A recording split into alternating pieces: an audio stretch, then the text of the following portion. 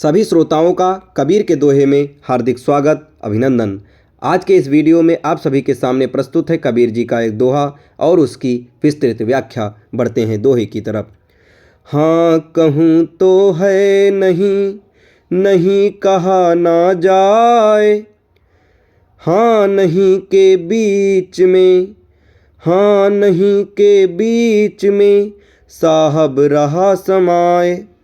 आज के दौर में साहब कबीर का ये दर्शन अत्यंत प्रासंगिक है।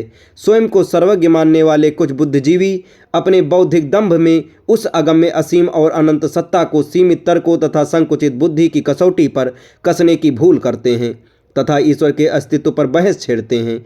ऐसे ही स्वयंभू ज्ञानी वर्ग के लिए साहब कबीर का ये दोहा आज भी एक तीखा और सटीक प्रतिकार है। हाँ कहूँ तो है नहीं। जब तुम कहते हो ईश्वर है तो तुम अनजाने ही उसे एक वस्तु बना देते हो। मेज है, कुर्सी है या आखिर पेड़ है, और उसी कतार में ईश्वर को भी खड़ा कर देते हो। लेकिन जो वस्तु हो वह इंद्रियों के अधीन होती है, जिसे देखा जा सकता है, जिसे छुआ जा सकता है, जिसका रंग होता है, जिसका रूप होता है। परमात्मा तुम्हारी आंखों का विषय नहीं है, वह है जिसके कारण तुम्हारी आंखें देख पाती हैं। यदि हम कहें हैं कि ईश्वर है तो इसका अर्थ हुआ कि वह हमारी बुद्धि की पकड़ में आ गया है, लेकिन जो परम है वह बुद्धि से ऊपर है। इसलिए अगर हाँ कहूँ तो भी गलत, क्योंकि सत्य को है कहना उसे मन की गिरफ्त में बांध लेना है। जो तुम्हारी बुद्धि की पकड़ में आ जाए वह परम नहीं हो सकता। जो तुम्हारी मुट्ठी में आ जाए वह विराट कैसे हो सकता है। जो तुम्हारी बुद्धि की परिभाषा में कैद हो जाए वह असीम कैसे हो सकता है। परम तो वही है जो पकड़ से बाहर है, इसलिए सत्य को है की श्रेणी में नहीं बांधा जा सकता। वह तुम्हारे किसी भी संप्रत्य में नहीं समाता, नहीं कहा न जाए। फिर आते हैं वे लोग जो कहते हैं ईश्वर नहीं है।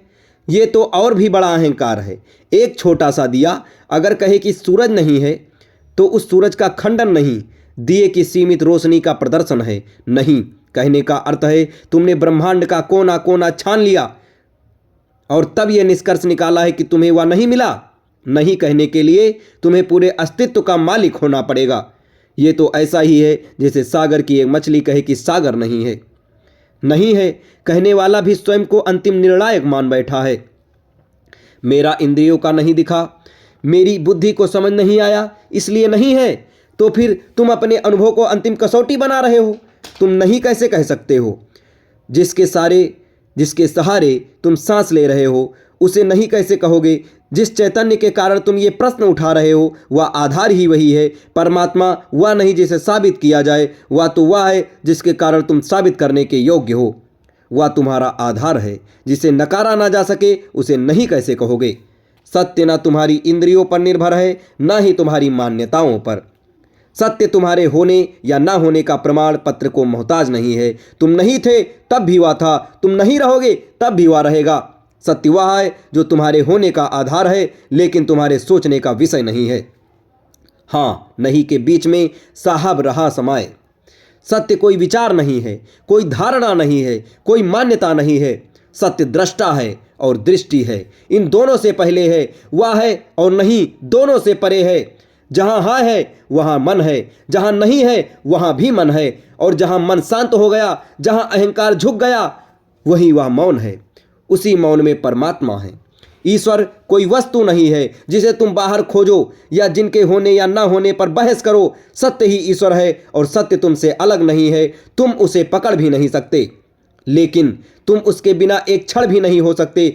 वह ना तो तुम्हारी इंद्रियों का विषय है कि तुम उसे कह सको, और ना ही वह है ही नहीं तो वह भी गलत है, क्योंकि ये सारा अस्तित्व उसी का नृत्य है। सत्य हाँ और नहीं के विरोधाभासों का मिलन है। वह दिन भी है और रात भी। वह तो इन दोनों के बीच के एक अस्तित्व में समाया हुआ है, जिन केवल मौन होकर ही जाना जा सकता है। वह सगुण भी है क्योंकि वह फूलों में रंग बनकर हंस रहा है, और वह निर्गुण भी है क्योंकि उसकी खुशबू को तुम मुट्ठी में कैद नहीं कर सकते। न वह है कहने से मिलता है, न वह नहीं कहने से मिटता है। वह तो सब तब प्रकट होता है जब कहने वाला मौन हो जाता है, और उस चुप्पी में ना कोई प्रश्न बचता है ना कोई उत्तर। ये भी नहीं वह भी नहीं, जब सारे विशेषण गिर जाते हैं तब जो बचता है वही परमात्मा है। ये दोहा आपको कैसा लगा, इसकी व्याख्या आपको कैसी लगी, कमेंट बॉक्स में ज़रूर बताएं और ऐसे ही ढेर सारे दोहों के लिए हमारे चैनल के साथ जुड़े रहें। धन्यवाद।